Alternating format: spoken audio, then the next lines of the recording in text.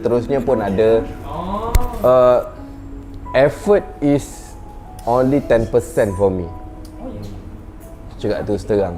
Bukan sebab apa, kadang-kadang orang nak tengok effort tak. Aku dah banyak ambil orang melalui effort. Aku tak cakap gagal. Tapi apa yang aku nak cari sekarang ni adalah something like, bila aku tengok tu aku rasa okay, dia ni sesuai. Itu je. Sebab kalau effort, ramai orang boleh bagi, tak ada ramai orang boleh bagi effort tu. Kalau tengok atas effort, aku dah buat banyak kali dah ambil atas dasar effort.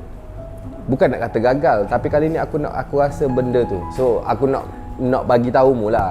Nak bagi tahu korang semua juga, sebab kadang-kadang ada yang memang buat macam ni, editing style apa semua gini. That's not what I looking for. Tapi benda tu adalah advantage.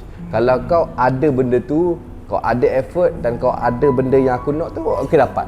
Kadang-kadang that's why aku cakap dekat live, aku cakap engkau paling bodoh pun buat video tu 15 saat je. Hai, nama saya Assalamualaikum. Saya berasal dari Kedah dan saya nak join